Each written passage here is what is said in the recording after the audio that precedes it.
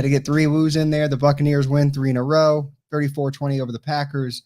We're excited here on a Monday. Plus is still probably coming back from the Green Bay itself. Excited, probably drunk, probably not knowing where he's at, getting drug around. But I'm here, Mark, your host, with none other than Gene Thomas with Buck What You Heard. Literally, he's the one that got us in the game of podcasting and YouTube, all this stuff. So he's the originator pretty much of where Bucs Talk was an idea, and then he pushed it forward. But I'm blessed to have him part of the show today to go over this winning streak now. So Gene, take the helm. What do you think about this? Man, 3 in a row. That was a really balanced game. I mean, we haven't seen this complete a game, I don't think, this season, where special teams, offense and defense, everybody contributed to towards this win. And this was by far one of the better games that I've watched. Even coaching. I mean, I can even say that coaching is another big part of it. I looked at Todd Bowles I believe he used all of his timeouts in the first half. Yeah. I mean, so some of them I laughed because one of them was to prevent too many men on the field. Like last game, It was 10 people on the field. Yeah. 9 people on the field. And then this time he's like, oh, wait, let me just take a timeout so they don't do that again to me. So I thought that was kind of funny, but he didn't really need to use it, but he did it. Yeah. You know, what's great about it is this was just a balance. I mean, we talk about offense. The offense has been the biggest head scratcher this season, and it looks like, you know, they're finally bringing together. And this was just the game to do it at Lambeau Field. And, you know, the weather was colder than what the Bucs are used to, and, you know, they went out and performed. The one thing I will say, I mean, when you think about it, I think there were 26 runs versus 28 passes or something wild like that. Not that. But, I'll bring it up. Keep going. Yeah. So, I mean, they got it really balanced. Time of possession was really good. I mean, they were right at 30 minutes, or almost at 30 minutes, you know, just time of possession. I mean, it was a very well played game. And the one thing that I will say is the Bucs executed on offense. And the problem that a lot of people have had with Dave Canales is sometimes you'll get a 3 and out, and you know, everybody's complaining about the play calling, and there have been times where it's just been bad execution. Yeah. Wide receiver drops the ball, there's a penalty here that just kills the momentum of a drive, and you saw what he can put together, you know, when everybody's executing like they're supposed to. Rachaad White, it was just mind-blowing how many people at the beginning of the season were so upset with Rachaad White, not realizing that this is basically his rookie season. Leonard Fournette got all the touches last year. You got this guy coming in, learning a new offense, and where he's progressed to right now, I am so happy. You know, shout out to Jason Light for, you know, the draft picks that he's been able to hit on. So I'm super excited to see, you know, it went good or bad, to see what this team finishes up with for the rest of the season. I mean, they're getting hot at the right time. I mean, this comes after, I was joking with Plus earlier, that it's like a game, like a week after I put out a video about Baker not hitting the timing routes, not seeing it fast enough, holding the ball too long, and then he does something like this: a perfect rating in Lambeau Field, 4 touchdowns, almost 400 damn yards, lighting up the damn stat sheet. And this is the Baker freaking Mayfield. I wanted to say the true word that I always want to say. Yeah. You're not on my show. You can't. It matters how many drinks you've had. But yeah, like this is a performance that we're all waiting for it to happen, right? Yeah. And then the times he was holding the ball long enough, he didn't choke besides one damn time. And I was so pissed. We are so bad when we're backed up in our own end zone. Like that's an area where we still need to fix big time moving forward. Like Baker, I know he's holding on, looking for that big play, but when you're in that close of getting the other team to score, get a safety, just get rid of it early, quick. If it's not the first read's out there, get rid of it. Yeah. Something he needs to learn. But overall, the damn man was hitting everything with timing. Like nothing was really, when he doesn't hold it longer than like 3 or 4 seconds, he's perfectly fine. It's when he tries to do too much. That was one hell of a performance. I mean, what can you say about a perfect rating? Oh, you can't. On the road, right? You can't say anything better. And then he's doing his dance moves after touchdowns. That's the stuff that I wanted to see in a Buccaneer uniform. And it's about damn time, right? Yeah, absolutely. I mean, I think he's what were they saying? He's the uh only quarterback to ever get a perfect reading at perfect passer rating in at Lambeau Field. I think it was one of two, him and Aaron Rodgers. Yeah, Like, Aaron Rodgers is the what? quarterback. Yeah, You would right, hope that right, you would but hope that he would get one. right, but that's pretty insane to do that, right? But either way, like this is the Baker you all wanted to see, but this is the thing, like, can he be consistent with it? Yeah, That's the that's scary the part about question. it. Because I mean, Yeah, they did have banged up secondary. They didn't start Savage. Jair Alexander wasn't in there, so they had I think it was a seventh round rookie guarding Mike Evans at some points. He got a flag based off of that moving possession. So yes, against a banged up secondary, okay, cool. But can we continue to build on this? yeah, Also, like you were just mentioning, the coaching wise, Canales finally using Chris Godwin in screens. He had one all season, and I think he did two in this game. So he just doubled down, right? And then yeah, 10 catches, 155 yards, finally opening up with him to get the ball to other places. Because if you think about it, everyone's always going to double Mike. And then if mhm, you start seeing the second guy open up, then you have to worry about everyone else. So finally using those correctly, and then like you mentioned, Rashad White in the passing game. I feel like he should always get at least one screen or one downfield pass a game because it's always going to be productive. He's so consistent. yeah. Speed and space, man, and I love that about him. And you know what? You kind of go back to Ronald Jones and remember how painful it was to watch when you throw a screen pass to him, but just the fluid motion that Rashad White has when he's catching the ball and moving upfield. I love this kid so much and what he's doing. And he's never like getting frustrated. He just continues to work and continue to you know contribute wherever he can. So he's definitely somebody I think next year is going to be interesting to see, what he starts out and finishes with. But this season, there's still a couple more games to be played. There's a lot that can happen. I mean, who knows? Chris Godwin could get 1,000 yards. You never know. Yeah, I think he's only like 180 yards away. I'm pretty sure Yeah, from yeah, 1,000 yards. he's at 814. Yeah, so like you're gonna have potentially 2,000-yard receivers.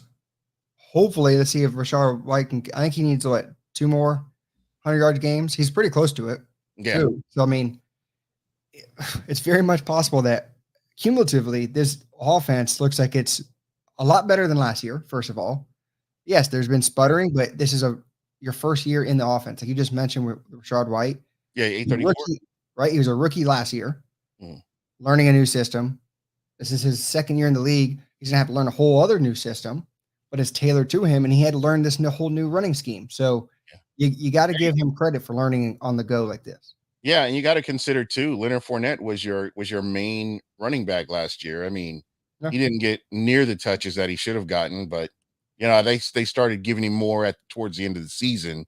But you know, kind yeah. of it is what it is. A lot of it, and that's another huge talking point I wanted to mention. So a lot of last year was playing favorites, doing whatever for Tom to keep him happy, getting the guys like Fournette the ball, just trying to keep those like even Julio Jones. That was like a Tom Brady pick. Like, oh, let's bring him in. I know he's a really good player. Bring him in instead of letting the young guys play. So to me, a lot of huge coaching changes of Todd Bowles. I know we're going to bring this up, the Devin White situation.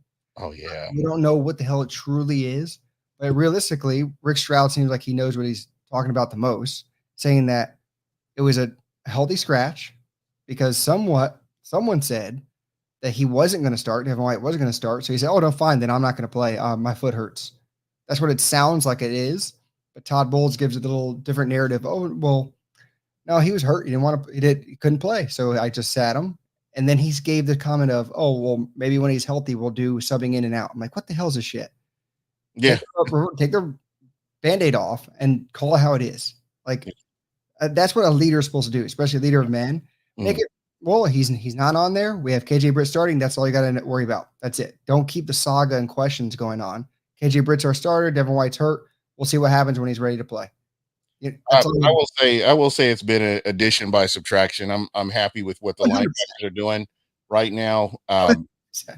Whatever Devin does is what he does.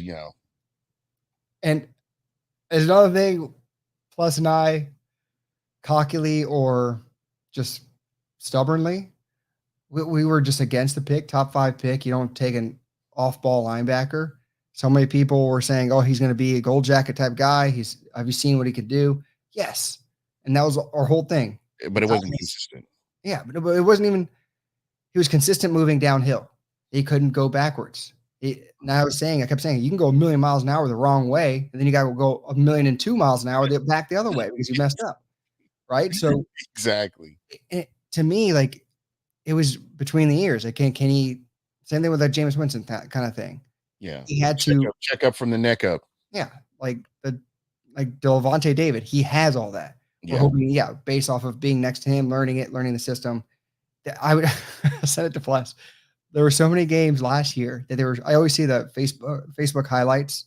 White's just the wrong way or not giving effort, especially the Ravens game from last year. We all remember that.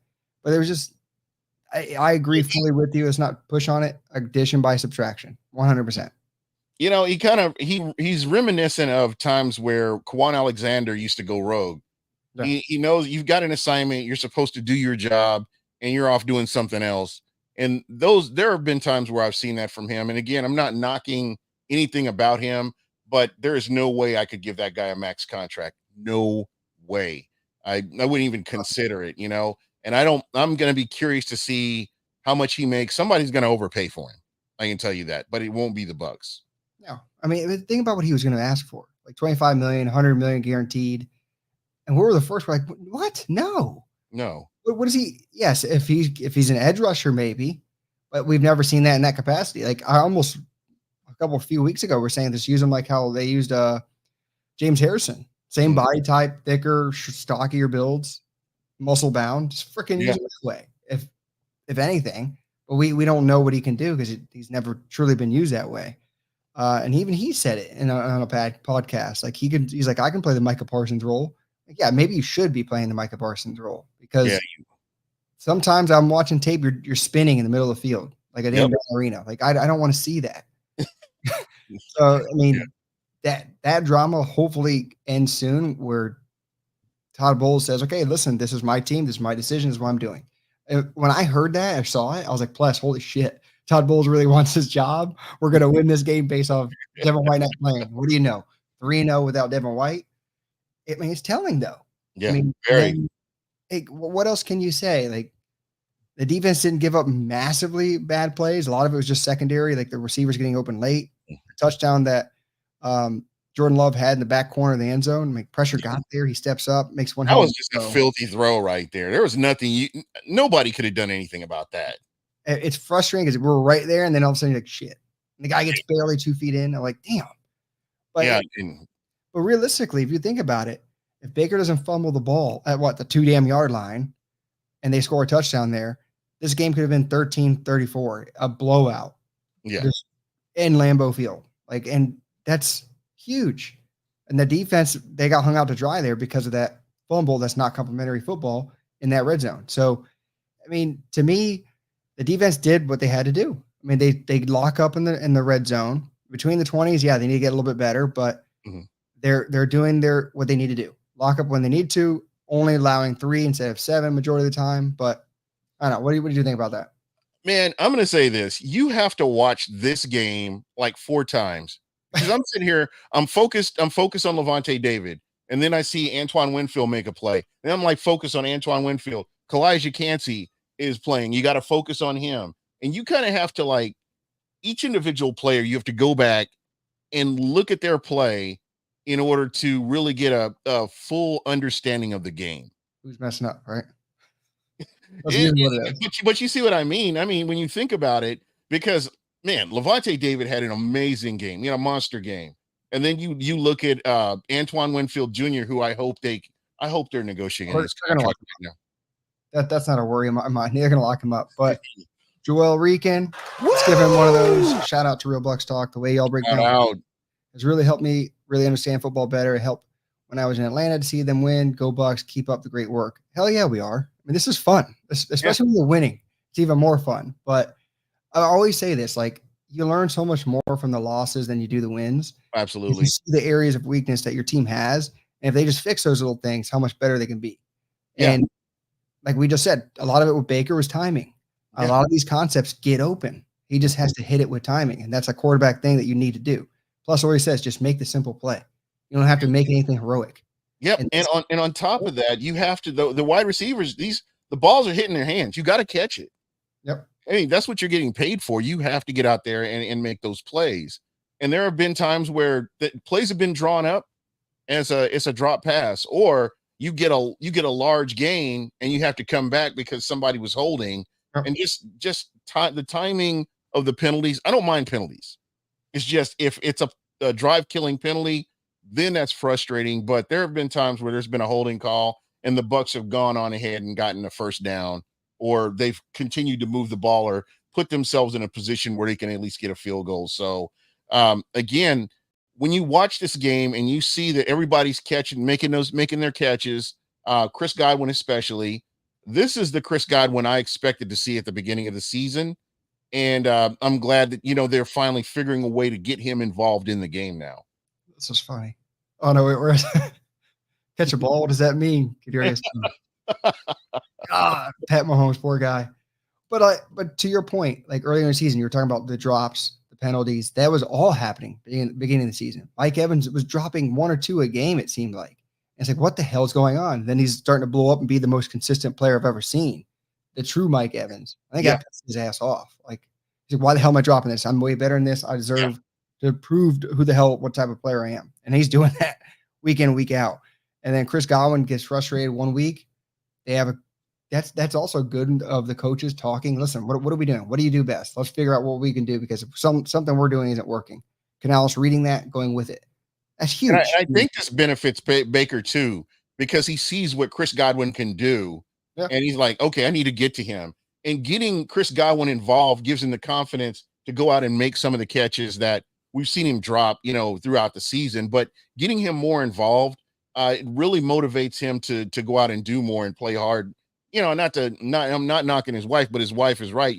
This guy busts his tail week in and week out. You got to get him involved, because I couldn't imagine running up and down the field and you're not getting hardly any targets.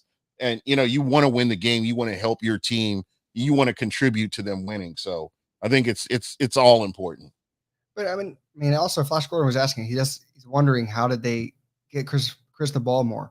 I mean, look about it. Just 2 of the 10 catches were just the screen. Yeah. Right. And then a lot of them were just timing routes. If you look at what won us the game in Atlanta, it was a perfectly timed out route. Chris Godwin does his thing with great route running, and Baker lofted it to a space where it was opened up because of the concept. And then secondly, perfect timing on the route. If the timing's there, it's golden. And so that's part of Baker having to hit your wide receiver with timing. They had other things where they'd mess up, where it was a zone, he had to stop or keep going into a zone, and he didn't do it. But that's why if it's a timed route, we always say it with Baker, if it's his first read, he can hit it easily. It's when he has to hold on to the ball and start thinking a lot more. That's when he starts messing up. So yeah, it's one of those things that's exciting for me, because we got Jacksonville next, right? I think Jacksonville's at home. So it's exciting. I really believe, and I've believed this all through the season, the Bucs are in every single game this season. I don't see a team that's just like going to just blow the doors off of them if they go out and execute and play like we know they can. You mean blow the doors off the Bucs, you mean? Yeah, there's just aren't any teams that I see out there that could just go, that are just going to come in and dominate the Bucs. I think that they will be in every game. They've been pretty much in every game this season. With that said, I mean, it's been a weird season, like across the NFL. Like, I mean, the Packers beat the Chiefs, they beat the Lions, beat the crap out of Lions on Thanksgiving, and then we beat the crap out of them in Lambeau. Mm-hmm. I mean, if you think about it, even the 49ers game, we were somewhat competitive in that game entirely. Like, the offense moved the ball, and that's one of the best defenses in the league. Yeah. If they just couldn't score when inside the 20. That's something they needed to fix, and they were fixing. So, I mean, I'm not saying we're on the par with the 49ers, but I'm just we're in every game, and it's not like a 2018 Bucs team or something like, or 2019 Bucs team. It's a team that can, we've got everything is lining up to where you could go out and be in every game. Yeah. I mean, there's a lot of veterans on the team. There's a lot of continuity on the team. You have a good mixture of young guys, but they're not being asked to do too much. I mean, really the only guy that's really truly young is like Rashad White, Gate Otten, that's thrown into doing a lot. but they're being so consistent right now. Oh, somebody's not happy. Right? Probably wants to co-host, so I totally get that. Yeah, we'll see if that acts up. I may have to run. Oh, no You know, worries, no worries. But just kind of getting back to it, I really hope that they can build off of this for next week. I mean, that's going to be a kind of a sneaky game right there. I watched the Jacksonville game. I don't know if you got to see any of it, and I think that that's going to be quite a challenge for the Bucs. Going into that game next week. But just kind of getting back to this game here, uh, Chase McLaughlin, we haven't mentioned his name. I haven't seen his name mentioned a lot, but what he's done, being a consistent kicker this year, the punt prince and what he's done. I mean, special teams is something that used to be a question mark for the Bucs, but it's been pretty, I'm been pleasantly surprised with what they've done this season.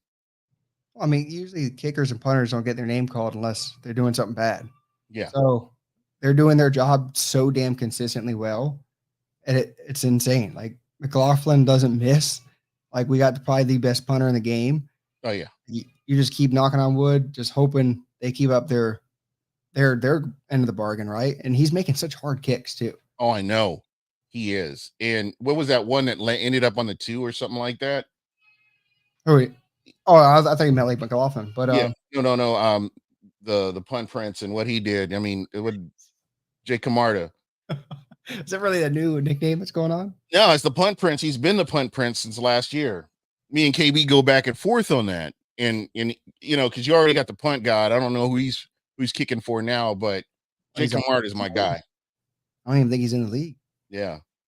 I mean, yeah, that's just knock on wood. Like I was saying, I'm gonna keep doing that every damn day because they're just so consistent. One other thing I wanted to say about the offense before jumping ship on that, like you were mentioning earlier again with Rashad White, but the consistency of staying with the run, I thought was huge. Also, they are just riding Rashad White, bell cow. Even though Chase Edmonds has showed the last game he can run, look at that.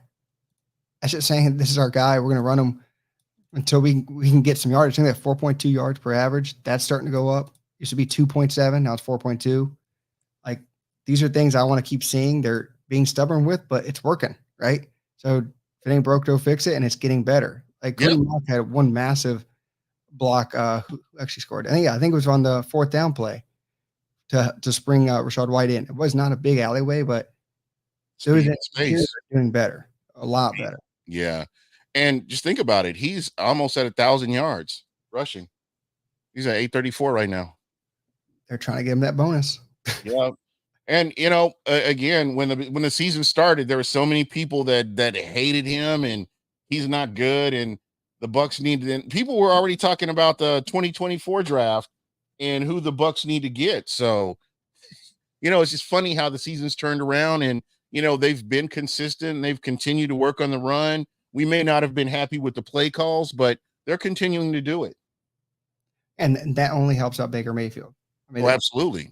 It helps any quarterback out. Like plus is really, I guess, critical on Baker because he has too many limitations in his game. I'm like, yeah, because the Browns were a really good running team, so that sprout him open. We're asking him to be a pass dominant offense. No one should truly be like that unless you're like Tom Brady, Peyton Manning. No one's usually at that upper echelon. But Baker's right in the middle. He can run a team. So if we can give him any help from anywhere else, he can be a pretty good quarterback, in my opinion. And he showed, I'm not expecting this next week, but I'm expecting him to keep us in games and not cough the ball up because it could have been bad after that fumble. Yeah, it really could have. I mean, that could have just been the momentum swing that the other team needed. So, again, they overcame that. Baker kept his confidence up, and those are the things that I like. But again, he's always been inconsistent. There will be times where he battled the media a lot in Cleveland, and there were times where they would call him out for inconsistent play. He'd go out and ball out, and then have a good game, and the next game, not so much, and then he'd come back and have another good game. But you just need to have that consistency throughout the season. That's kind of a thing, that you need. I mean, when you look at the quarterbacks in the NFL right now, I mean, you don't have too many game-changing quarterbacks, and the majority of your quarterbacks are, game managers for the most part. Very rare to get a quarterback that can just go out there and be that difference maker. 100%. But Gene, I gotta end it quick because of the boy. He's All right. But other than that, guys, thank you for being part of the show. Gene, thank you for jumping on for Pless. All right, man. Talked about the defense and a little bit more of Devin White, but hey, other than that, thank you for everyone being in the chat. If you're not haven't done it yet, hit the like button for us. We're gonna bring out a whole bunch of Baker Mayfield videos, clearly, because he did ridiculously awesome. Rashad White, Victory Monday. Let's get one of these. Woo! Well, let's get 3 more. Woo! Woo! All right, guys. Thank you so much for being part of the show. And with that said, until the next one. All right, guys.